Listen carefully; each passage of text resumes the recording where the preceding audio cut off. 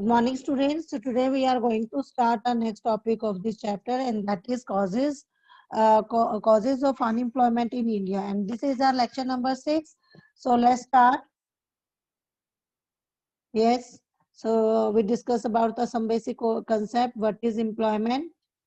We have already discussed about this. Who is a worker? Then types of workers: self-employed, hired worker, and casual and regular workers. Okay, after that we studied about the labor supply, labor force, and workforce. And then the difference between labor supply and labor force. After that we studied about the workforce. Okay, next we studied about the size of workforce in India. Then we studied about the why is the bulk of our workforce rural based, and why is the percentage of female workers low and lower still in the urban areas. Okay, then we studied about the self-employment and hired workers in India. After that, we studied about the occupational structure or distribution of workforce by, and then we study about the, yes, we studied about the distribution of rural urban workforce across different sectors. Okay. Then we studied about the distribution of male-female workforce across different sectors. After that, we studied about the only a modest change in occupational structure. After that, jobless growth. Then, why are we relying more on technology and less on employment? Okay. Then we studied about the casualization and informalization of workforce. Informalization. Then difference between the formal workers and informal workers. After that, informalization of workforce is defined as a situation where percentage of workforce in the formal sector tend to decline and that in the informal sector tend to rise. After that, we studied about the rural and urban unemployment, okay, in which we studied about the disguised unemployment, seasonal unemployment, and then urban unemployment, in which we studied about the industrial unemployment and educated unemployment, okay. Then some common types of unemployment across rural and urban areas. So in which we studied about the open unemployment and structural unemployment. ये दो हमारे पास unemployment हम study कर चुके थे इसमें. हमारे पास और जो आगे से under employment, structural unemployment and cyclical unemployment, ये हमारे पास कुछ कल हमारे पास रह गए थे लेक्चर में. तो आज जो है हम यहीं से स्टार्ट करते हैं. Common types of unemployment across rural and urban area, जिसमें थर्ड आपके पास है अनएम्प्लॉयमेंट जो था वो था under employment. So under employment is a situation in which worker does not get a full time job. इस ये जो अंडर एम्प्लॉयमेंट का देखो नाम से ही क्लियर हो रहा है कि यहाँ पर क्या हो रहा है कि यहाँ पर वर्कर्स जो है उनको एम्प्लॉयमेंट तो मिल रहा है, ठीक है, लेकिन उनके जो जो उनको एम्प्लॉयमेंट मिल रहा है, जो वो काम कर रहे हैं, वो फुल टाइम जॉब नहीं है उनकी, ठीक है. So he remains unemployed for some months in a year or some hours every day. ये भी हो सकता है कि वो एक साल में कुछ मंथ जो है वो अनएम्प्लॉयड है. ये भी हो सकता है कि जैसे एक दिन के अंदर कुछ घंटे वो अनएम्प्लॉयड है. जैसे हम ये कहते हैं कि एक जो मैन आवर वर्क, जो एक क्या होगा, वन डे मैन आवर होगा, वो 8 आवर्स का लेके चलते हैं कि एक जो है पर्सन वो एक दिन में 8 घंटे काम कर सकता है, ओके. लेकिन अभी उसको सिर्फ 4 आवर्स ही वो काम कर रहा है, ठीक है, उसको सिर्फ 4 घंटे ही काम मिल रहा है. तो यहाँ पर ये क्या हो जाएगा आपके पास, इसे कहते हैं under employment. Okay, so according to National Sample Survey, a person is categorized as extremely underemployed if he works only up to 28 hours a week. अगर वो एक वीक में अ वीक 28 आवर्स अगर वो केवल काम कर रहा है, उसको मिल रहा है, तो वो किस कैटेगरी में आएगा according to national sample survey, extremely unemployed. And if a person works between 29 to 42 hours per week, और अगर किसी पर्सन को पर वीक जो है 29 to 42 आवर्स जो है उसको इसके बीच में काम करना है, तो he is placed in the category of limited under employment. Okay, तो वो किस कैटेगरी में आता है? लिमिटेड अंडर एम्प्लॉयमेंट की कैटेगरी में आएगा। And according to International Conference of Labor Statistics, the condition of unemployment is found, number one, when the person engaged in part-time work are prepared to do more work than they are actually doing. Okay, and second, when income of the person increases after shifting to other occupation from their existing occupation. तो students यहाँ पर देखें, आपके पास क्या है ये? So ये जो international conference of labour statistics, according to this statistics, so the condition of under employment, किसी मतलब वो कंडीशंस हम देखेंगे अंडर एम्प्लॉयमेंट की जहाँ पर पाई जाएगी। First, when person engaged in part time work, अगर कोई पर्सन पार्ट टाइम वर्क में एंगेज है, ठीक है, are prepare to do more work than they are actually doing, मतलब कि एक्चुअल में जो वो डूइंग कर एक्चुअल में जो वो जितना काम कर रहा है उससे वो ज्यादा वो काम के लायक है, उससे वो ज्यादा काम कर सकता है, ठीक है, तो वो पार्ट टाइम वर्क कर रहा है अभी। ओके, तो वो किस कैटेगरी में आएगा? According to international conference of labour statistics, वो अंडर एम्प्लॉयमेंट की कंडीशन के अंदर होगा। तो ये कंडीशन होगी जब कोई पार्ट टाइम जॉब वर्क में एंगेज है। और when income of the person increases, अगर मान लो क्या हो रहा है कि एक इनकम पर्सन की इनकम इंक्रीज हो रही है after shifting to other occupation, मान लो एक पर्सन जो है वो एक ऑक्यूपेशन को छोड़कर दूसरे ऑक्यूपेशन में मूव कर रहा है, किस वजह से? कि उसकी इनकम इंक्रीज हो रही है, ठीक है, फ्रॉम देयर ऑक्यूपेशन। तो उस का ये होता है कि वो ना उस टाइम पीरियड में ना बीच में वो काफी टाइम तक क्या रहता है, मतलब कि अनएम्प्लॉयड रहता है, ठीक है। तो when income of the person increases after shifting to other occupation from the their existing occupation, तो मतलब कि जिस जिस काम में वो अभी लग रहा है, अगर वो कहीं और शिफ्ट करता है दूसरे उसमें, तो वहां उसको ज्यादा इनकम जो है मिल रही है। तो ये भी कंडीशन है जो अंडर एम्प्लॉयमेंट की कंडीशन में आता है, कि जितना वो कर सकता है, जितना वो और ज्यादा अर्न कर सकता है, वो अभी कम अर्न कर पा रहा है उस अपने वर्क से, ऑक्यूपेशन से। Okay, so under employment is of two kinds, इसके to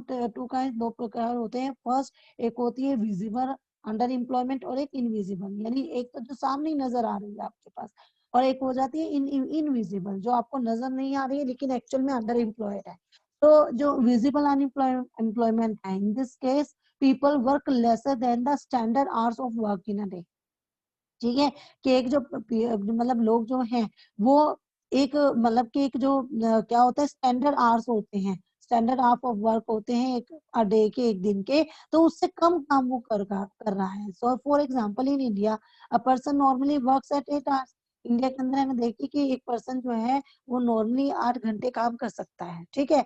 if he find job only for 4 hours, और अभी सिर्फ उसको 4 ही घंटे का काम जो है वो उसको मिल रहा है, तो he will be deemed as visible under employed. Okay, next is invisible under employment. So in this case people work full time, जो को क्या होती है कि आपको सामने से नजर आ रहा है कि फुल टाइम जॉब कर रहे हैं, ठीक है, मतलब अगर 8 घंटे एक दिन के, तो वो 8 घंटे पूरे 8 घंटे वो काम कर रहा है, but their income is not proportionate to their abilities, लेकिन जो उसकी इनकम उसको जो मिल रही है ना अपने काम के बदले में, वो उसके एबिलिटी के अकॉर्डिंग नहीं है।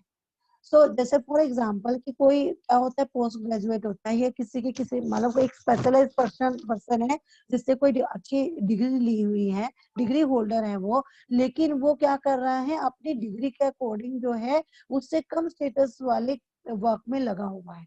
एक मान लो एक पोस्ट ग्रेजुएटेड पर्सन है, वो एक पियोन की जॉब कर रहा है, तो वो उस लायक, वो ये कोई नहीं कि वो पियोन की जॉब के ही लायक है, नहीं, क्योंकि वो डिग्री होल्डर है, तो वो उससे बेटर जॉब जो है वो उसके लायक है। तो लेकिन वो उसको मजबूरन क्या करना पड़ रहा है, पियोन की जॉब करनी पड़ रही है।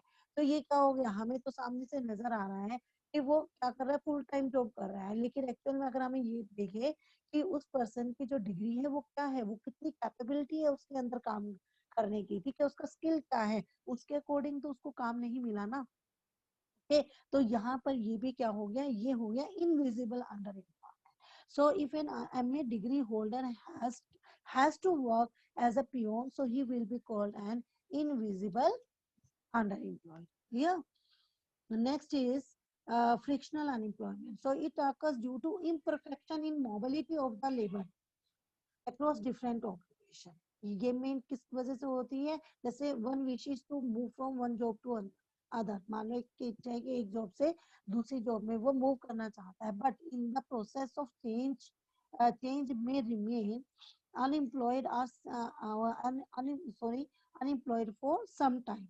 फॉर एग्जाम्पल जैसे वर्किंग लेडीज होती हैं, ठीक है, अब मान लो क्या होता है, जो अनमेरिड टाइम में ही लेडीज जो होती हैं, गर्ल्स होती हैं, वो काम करना स्टार्ट कर देती हैं, ठीक है, तो उसके बाद क्या होगा कि उनकी मैरिज हो गई, मैरिज हुई तो जहाँ पर वो पहले अनमेरिड टाइम में वर्क कर रही थी, उसे वहां से वो जॉब छोड़नी पड़ी, और उसके जहाँ पर वो मैरिड होके गए हैं वहां वो जाकर क्या करेगी, एक साथ तो उसे वर्क नहीं मिलेगा, लेकिन वो वहां पर सर्च करेगी अपने लिए वर्क को, तो वो जो एक टाइम पीरियड बीच का हो गया ना कि वो अनएम्प्लॉयड हो गई, जितने टाइम वो अनएम्प्लॉयड रही, that is frictional unemployment.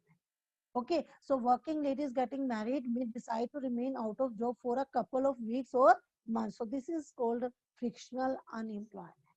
Okay, next is cyclical unemployment. So cyclical unemployment क्या होता है कि it occurs owing to cyclical fluctuation in the economy. जो इकोनॉमी के अंदर साइक्लिकल फ्लक्चुएशंस आपने देखा होगा कि जैसे हमारी ये है, हमारे पास साइक्लिकल फ्लक्चुएशन क्या होती है कि ऐसे ऐसे साइकिल चलती है, ठीक है, फ्लक्चुएशंस की, कि ये वाली जो है 4 स्टेजेस आपने पहले अपने बिजनेस स्टडी में भी आप पढ़ते होंगे, जैसे ये जो सबसे ऊपरी है ये एक बूम की कंडीशन होती है, जब तेजी का टाइम होता है, ठीक है, ये जब पीरियड हुआ नीचे ये रिसेशन का टाइम है, कि जब तेजी से धीरे धीरे क्या होने लगी, डिक्लाइन होता चला जा रहा है, रिसेशन आ रहा है मार्केट के अंदर.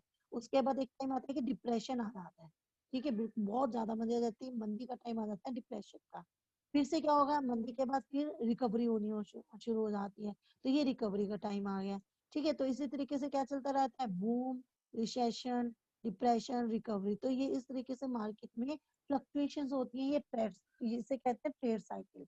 सो इस वजह से भी ये जो साइक्लिकल फ्लक्चुएशंस होती हैं इकोनॉमी के अंदर, जैसे वो कौन सी फेजेस अभी आपको बताई, boom, recession, depression and recovery, ये हमारे जो है are typical characteristics of market economy. So boom relates to high level of economic activities, क्योंकि तेजी का टाइम आ रहा है, तो यहाँ पर इकोनॉमिक एक्टिविटीज हाई लेवल पे हो रही है, बहुत ज्यादा इकोनॉमिक एक्टिविटीज है, and accordingly high degree of employment, क्योंकि इकोनॉमिक एक्टिविटीज अगर हमारी हाई लेवल पर हो रही है तो ऑटोमेटिकली क्या होगा, एम्प्लॉयमेंट जो होगा वो भी उस टाइम पर ज्यादा होगा. And recession is the phase when there is a liquidity crunch आ रहा है वहां पर इन द इकोनॉमी, यानी funds and loan are not easily available, because of which there is a slow down in production, क्योंकि इस वजह recession के अंदर क्या हो रहा है, प्रोडक्शन में स्लो डाउन आ रहा है, and a cut in employment opportunities. Okay, हमारी एम्प्लॉयमेंट अपॉर्चुनिटीज में अब क्या हो रही है, वो कम होती जा रही है. एंड देन डिप्रेशन का टाइम आएगा, depression is the phase when aggregate demand is decline, ठीक है, आपका एग्रीगेट डिमांड जो है वो डिक्लाइन हो जाता है, and triggering a cut in output and employment. And last is recovery, अब डिप्रेशन के बाद फिर से रिकवरी होनी शुरू हो जाती है, तो recovery is a phase when economic activity start picking up and output start responding to increase in aggregate demand induced through several fiscal and monetary measures, employment opportunities begin to rise. Okay, वहां पर employment opportunities recovery के time में फिर से rise होने start हो जाती है. okay? तो ये आपके पास हो गए हैं, हमारे पास ये हमने क्या करी है, ये हमने स्टडी हमारा ये कंप्लीट हुआ है topic common types of unemployment across rural and urban areas. Now we will study the causes of employment in India. अब हमने अभी सब कुछ स्टडी कर लिया, अब हम देखेंगे कि इंडिया में ये जो अनएम्प्लॉयमेंट है इसके क्या क्या कॉजेज हैं, क्या कारण है, ठीक है, क्या रीजन है जिनकी वजह से इंडिया में अनएम्प्लॉयमेंट है. So यहाँ पर following are main causes of ever increasing unemployment in India. First is slow economic growth. पहला जो आता है means slow economic growth. So जो Indian economy is underdeveloped and its rate of growth is very slow. आप देखो हम starting से जो इंडियन इकोनॉमी स्टडी कर रहे हैं उसमें हम देखते आ रहे हैं कि ब्रिटिश के टाइम से ही और उसके बाद मतलब कि आफ्टर इंडिपेंडेंस हमारा जो हमारी जो इंडियन इकोनॉमी जो है ना वो बहुत ज्यादा ग्रो नहीं कर पाई है और बहुत सारे रीजन है उसके पीछे। जो रीजन हम पीछे से स्टडी करते आ रहे हैं कि क्या रीजन है जिसकी वजह से इकोनॉमिक ग्रोथ नहीं हो पा रही। सो इन द जो Indian economy is under developed and its rate of growth is very slow. So slow rate growth, अगर ग्रोथ रेट स्लो होगी तो उससे क्या होगा, fails to generate enough employment opportunities for the rising labour force. क्योंकि अगर growth rate slow होगी तो वो क्या होगा, उससे एम्प्लॉयमेंट अपॉर्चुनिटीज लेबर फोर्स तो हमारी राइज हो रही है, लेबर फोर्स में तो हमारी कमी नहीं आ रही है क्योंकि पॉपुलेशन बहुत ज्यादा बढ़ रही है, लेकिन एम्प्लॉयमेंट अपॉर्चुनिटीज हमारी इस राइजिंग लेबर फोर्स के लिए जो एम्प्लॉयमेंट अपॉर्चुनिटीज है वो जनरेट नहीं हो पा रही है। ओके, तो ये एक बहुत बड़ा रीजन है जिसकी वजह से हमारी इकोनॉमी में अनएम्प्लॉयमेंट जो है वो कम नहीं हो रहा है, राइज हो रहा है। Okay, next is rapid growth of population. Population वही देखो, सिंपल सी बात है, ऊपर जो आपके पास इकोनॉमी स्लो इकोनॉमिक ग्रोथ आया, मेन उसमें रीजन क्या था, पॉपुलेशन बहुत ज्यादा बढ़ रही है। लेबर पॉपुलेशन के बढ़ने का मतलब लेबर फोर्स ज्यादा है, लेकिन उसके कंपैरेटिवली जो एम्प्लॉयमेंट अपॉर्चुनिटीज है वो उस हिसाब से जनरेट नहीं होती, जिससे अनएम्प्लॉयमेंट आता है। तो सेकंड रीजन क्या हो गया, rapid growth of population. So constantly rising population has been a great problem in India and it is one of the principal factor contributing to unemployment. क्योंकि पॉपुलेशन के इंक्रीज होने का मतलब, अगर पॉपुलेशन इतनी तेजी से राइज होती जाएगी तो उसके उसके कंपैरिजन में जो एम्प्लॉयमेंट अपॉर्चुनिटीज हैं वो तो जनरेट नहीं हो सकती ना, वो तो जनरेट नहीं हो रही है, वो तो ज्यादा नहीं बढ़ रही है। तो जिसकी वजह से क्या हो रहा है कि एम्प्लॉयमेंट का जो रेट है वो ओवर टाइम क्या हो रहा है, इंक्रीज होता जा रहा है। So despite the completion of 12 5 year plan, जैसे आप देखो कि हम लोग 12 5 ईयर प्लान कंप्लीट कर चुके हैं, उसके बावजूद भी the size of unemployment has continued to scale up. अभी भी जो है मतलब कि हमने 12 5 ईयर प्लान जो है कंप्लीट कर चुके हैं, फिर भी यहाँ पर एम्प्लॉयमेंट अनएम्प्लॉयमेंट का जो साइज है वो कंटिन्यूसली स्केल अप राइज हो रहा है। क्लियर। नेक्स्ट इज एग्रीकल्चर और सीजनल ऑक्यूपेशन। हम आप स्टार्टिंग से हम देख रहे हैं कि जो Indian economy is agricultural economy, agriculture economy है। ऑल दी मतलब कि almost population depend on the primary sector, primary sector के ऊपर ही डिपेंड है। और दूसरा हमने अभी इस चैप्टर में पढ़ा है कि एग्रीकल्चर क्या है, हमारी एक सीजनल एक क्या है, ये सीजनल ऑक्यूपेशन है। क्योंकि एग्रीकल्चर में भी आपको पूरे 12 के 12 महीने जो है एग्रीकल्चर नहीं का काम नहीं होता और तो आप क्रॉपिंग नहीं कर पाते हो। तो आप ये कह सकते हो कि 4 to 5 मंथ, 5 to 6 मंथ जो है ना, आप क्या रहना पड़ता है फार्मर को, यहाँ पर फार्मर को अनएम्प्लॉयड रहना पड़ता है। सो एग्रीकल्चर जो है, एग्रीकल्चर और दूसरा एग्रीकल्चर हमारे यहाँ पर क्या है, मॉडर्नाइज नहीं हुई है बहुत अच्छे तरीके से। ठीक है, अभी भी वही ट्रेडिशनल एग्रीकल्चर जो है मेथड है वो वही चल रहे हैं, वही अडोप्ट किए जा रहे हैं। सो ये भी एक बहुत बड़ी प्रॉब्लम है। So agriculture is underdeveloped in India and so offers seasonal employment. पीछे गए ना, सीजनल एम्प्लॉयमेंट अभी हम पढ़ के आए हैं, seasonal employment. So no doubt it is primary occupation of our country.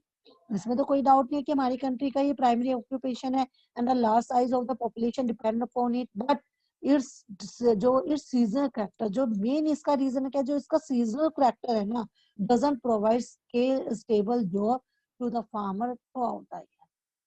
इसका ये भी जो मेन करेक्टर है, सीजनल करेक्टर जो है ना, ये एक फार्मर, जो हमारे फार्मर्स हैं उनको पूरे साल जो है उनकी जॉब को स्टेबल करने में ये एबल नहीं है। मतलब उनको पूरे साल जो है ना, उनको वो एम्प्लॉयड नहीं रह पाते हैं इस सीजनल करेक्टर की वजह से। So farmers often remain ideal for 3 to 4 month. आप 3 to 4 मंथ तो मान के चले एक साल में वो लोग अनएम्प्लॉयड रहते हैं। The size of disguise unemployment is estimated to be nearly 15% of the total working population in agriculture। अगर हम देखें यहाँ पर जो हमारे पास डिसगाइज अनएम्प्लॉयमेंट है उसका जो अगर हम रेट देखें तो हमारी टोटल एग्रीकल्चर में टोटल वर्किंग पॉपुलेशन का 15% नियरली जो है वो डिसगाइज अनएम्प्लॉयड को यहाँ पर एस्टिमेट किया गया है। Okay, next is lack of irrigation facilities. ये भी हमने स्टडी किया है पीछे कि हमारे यहाँ पर हालांकि एग्रीकल्चरल इकोनॉमी है, लेकिन यहाँ पर जो इरिगेशन फैसिलिटीज है उसकी भी यहाँ पर बहुत ज्यादा कमी पाई जाती है। तो डिस्पाइट डेकेड्स ऑफ प्लानिंग, ठीक है, irrigation facilities continue to be scant and covering only 44% of the agriculture. केवल अभी तक भी जो इरिगेशन फैसिलिटीज है उसमें केवल कितना परसेंट एग्रीकल्चर एरिया को कवर कर पाई है, वो 44% को। तो इट मीन्स अभी भी मोर देन हाफ अगर आप कहो एरिया जो है उसमें अभी भी इरिगेशन फैसिलिटीज की कमी है। तो for want to irrigation monocropping यानी only one crop a year becomes a compulsion। Compulsion हो जाती है वो, क्योंकि अगर ये इरिगेशन फैसिलिटीज नहीं है अभी तो एक फार्मर जो है वो भी एक तरीके से उसको वो एक तरीके से क्या हो जाता है, कंपल मजबूर हो जाता है कि वो एक साल में एक ही क्रॉप करे। So in the absence of multi cropping opportunities of employment remain limited. और ये जो मल्टीपल क्रॉपिंग के एब्सेंस के अंदर यहाँ पर हमारे पास जो एम्प्लॉयमेंट की अपॉर्चुनिटीज है वो हमेशा कैसे जाती हैं, limited. Okay, next is joint family system। So joint family system क्या है, अब यहाँ पर हमारी जो इंडियन है, इंडिया के अंदर जो जॉइंट फैमिली सिस्टम है वो अभी भी बहुत ज्यादा है। ठीक है, जॉइंट फैमिली सिस्टम आप देखते हो कि वहां पर क्या होता है, एक या दो पर्सन जो होते हैं वो ही सिर्फ वर्क कर रहे होते हैं और सभी के सभी जो उस फैमिली में होते हैं वो उनके ऊपर डिपेंड रहते हैं। ठीक है, so it increases disguise unemployment. तो जॉइंट फैमिली सिस्टम हमारे किसको, जो डिसगाइज अनएम्प्लॉयमेंट है उसको इंक्रीज करता है, क्योंकि जितना उनके पास लैंड है कुछ है उसी पर ही उसी फैमिली के सारे मेंबर उसी में ही लगते रहते, उसी में ही जो उसी को ज्वाइन करते रहते हैं, और जो डिसगाइज अनएम्प्लॉयमेंट है वो वहां पर बढ़ता रहता है। So in joint families there is a high tendency of survive on joint income. Joint income पर वो सर्वाइव करते हैं without work. And joint family system is more prevalent in rural area, ज्यादातर आपको ये रूरल एरियाज में मिलेगी। So has a high degree of disguise unemployment in these areas. Okay, so next is decay of cottage and small scale industries. यहाँ पर small scale cottage and small scale industries हैं, वो भी यहाँ पर क्या हो उनका भी क्या हो गया, वो भी डिक्लाइन हो चुकी है। और आज के टाइम में तो ऐसी है कि जो हमारे यहाँ पर जो बड़ी बड़ी इंडस्ट्रीज हैं और जो मल्टीनेशनल इंडस्ट्रीज है उन्होंने इन कॉटेज एंड स्मॉल जो स्मॉल इंडस्ट्रीज हैं उनको बिल्कुल ही खत्म कर दिया है, जिसकी वजह से क्या हो रहा है कि अब ये वो इंडस्ट्रीज है जो लेबर इंटेंसिव है। ठीक है, जहाँ पर एम्प्लॉयमेंट सबसे ज्यादा हो सकता है, क्योंकि जो बड़ी इंडस्ट्रीज होती हैं उसके अंदर ज्यादातर काम किससे होता है, मशीनों के जरिए होता है, तो वहां पर लेबर का इतना ज्यादा यूज नहीं होता। That is capital intensive technique. Okay, we use in the big industries, but cottage and small scale industries we use labour intensive technique. Okay, so लेकिन वही क्या हो रही है, यहाँ पर डिक्लाइन हो रही है। So decay of cottage and small industries during the British regime has given a big blow to the potential of self-employment. Okay, so emergence of large industries in place to the small industry after independence has failed to yield employment opportunity to the desired extent. Okay, next is low saving and investment।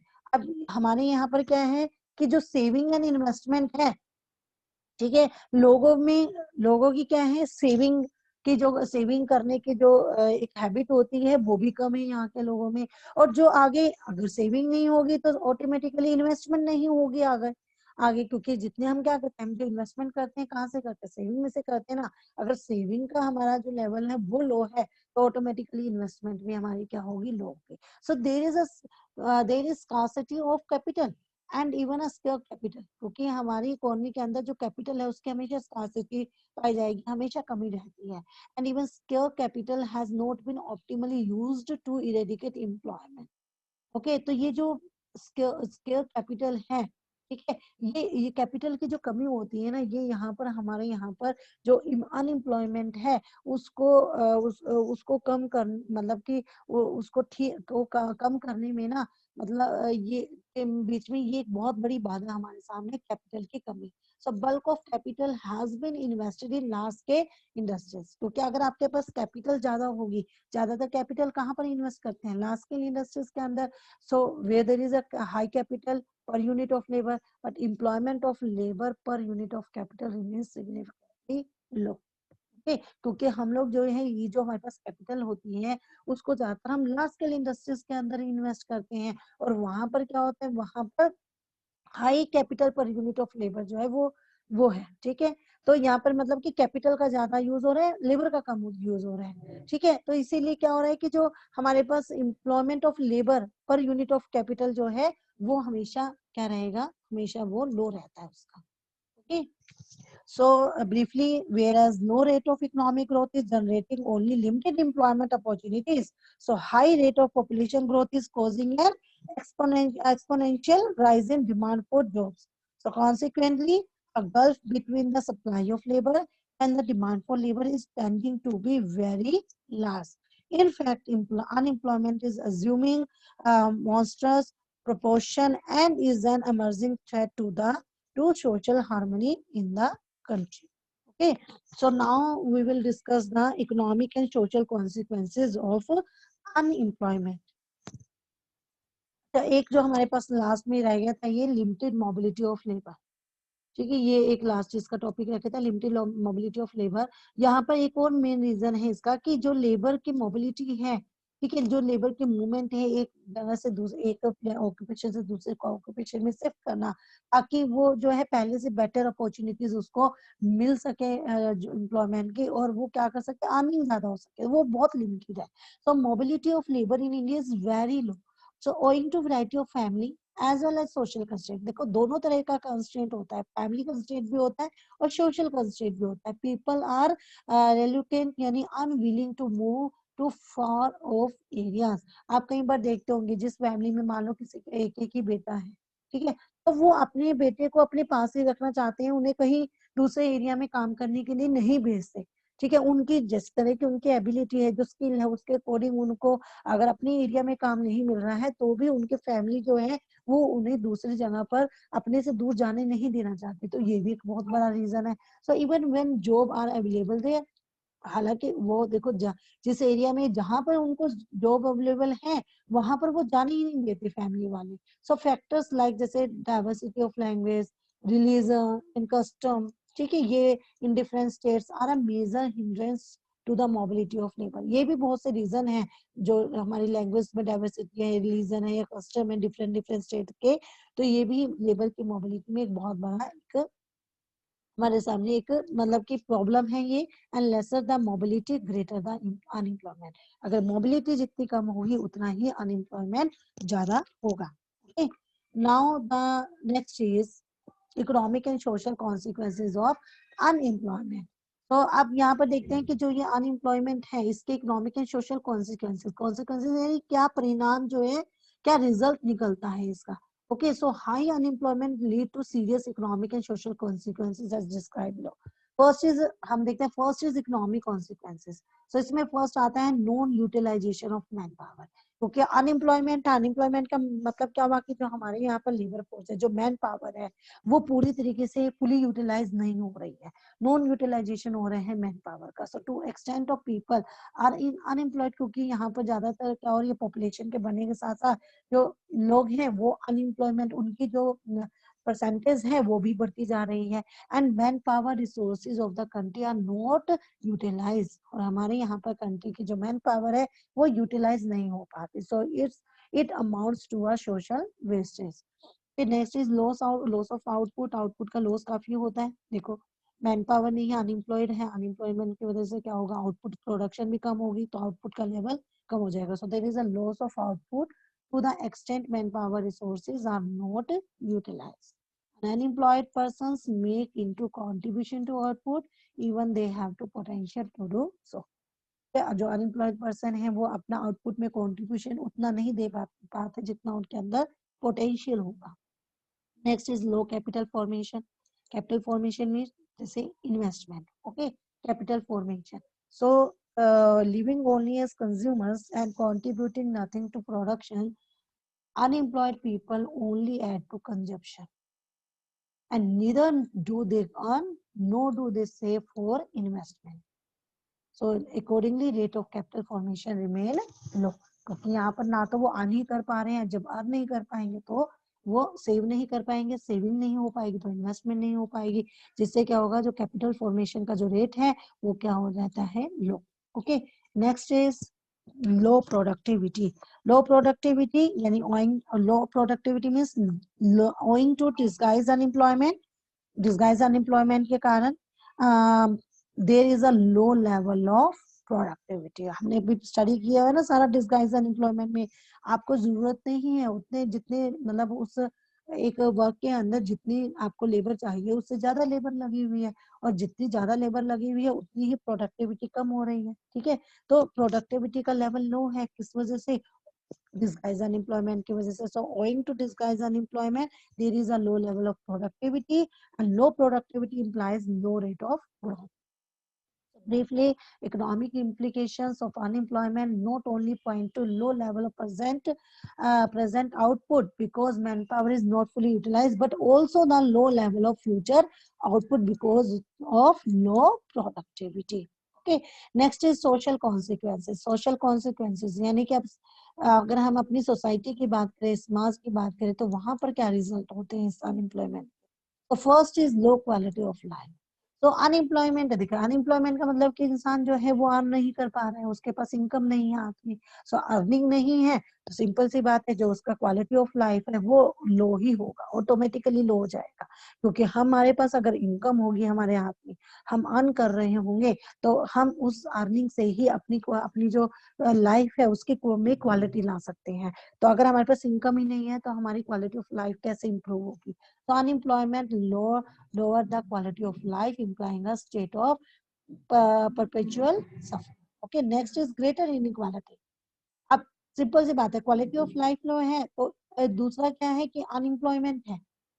ठीक है, तो inequality यहाँ पर क्या होगी, ज्यादा होगी। क्योंकि यहाँ पर क्या होगा, जो अनएम्प्लॉयमेंट का जो डिग्री है जितनी ज्यादा हाई होगी तो उससे क्या होगा, greater the extent of inequality in the distribution of income, उतना ही इनकम और वेल्थ के का जो डिस्ट्रीब्यूशन है, ठीक है, इकोनॉमी के अंदर, उतना ही उसके अंदर जो इनइक्वालिटी है वो उतनी ही ज्यादा आएगी।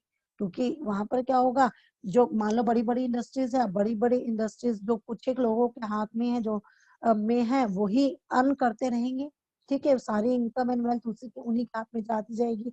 और जो अनएम्प्लॉयड है, क्योंकि वो अर्न ही नहीं कर रहे हैं, ना वो आगे इन्वेस्ट कर पा रहे हैं, ना उनको इकोनॉमी का जो इनकम एंड वेल्थ है उसमें उनको मिल पा रहा है, तो उससे क्या होगा, जो ये गल्फ होगा, ठीक है, ये जो एक इनइक्वालिटी होती है वो और ज्यादा बढ़ती चली जाती है। So in such situation growth doesn't occur with social justice. Next is social unrest. Social unrest मैंने आपको पहले ही बताया था सोशल अनरेस्ट का, कि अगर एक एजुकेटेड अनएम्प्लॉयमेंट के मैंने अंदर बताया था कि जो एजुकेटेड अनएम्प्लॉयमेंट होता है, अब जो लोग को क्या है, डिग्री ओरिएंटेड है, यानी कि जो लोग जो है जिनके पास अच्छी खासा स्किल है, एक किसी चीज में स्पेशलाइजेशन है, लेकिन उनको कहीं पर जॉब अपॉर्चुनिटीज नहीं है, तो वो क्या होते हैं, फ्रस्ट्रेट होकर, अब उन्होंने कमाना तो है ना, तो वो फ्रस्ट्रेट हो जाते हैं और वो फिर क्या करते हैं, वो चोरी डकैती या वो टेररिस्ट भी बन जाते हैं। तो सोशल अनरेस्ट भी होने के बहुत चांसेस होते हैं और होते हैं। सो टेररिज्म में be motivated by several other factors, but the contribution of self dispersion on the count of unemployment is by no means less significant. Okay, last is class struggle. So class struggle होगा, unemployment divide the society into have and have nots। ठीक है, मतलब कि अमीरों और गरीबों में बढ़ जाएगी। अनएम्प्लॉयमेंट के कारण हमारी सोसाइटी दो में बढ़ जाती है, have and have notes. Okay, so accordingly there is a class conflict, और जब हैव और हैव नोट्स में गरीबों और अमीरों में बढ़ जाती है तो वहां पर क्लास कॉन्फ्लिक्ट्स हो जाते हैं। ठीक है, and that compounds the problem of social unrest. So briefly, unemployment is a social evil as it denies social justice and enhances social unrest by increasing the disparity between haves and have nots. Okay, students. So that's all for today. Have a good day.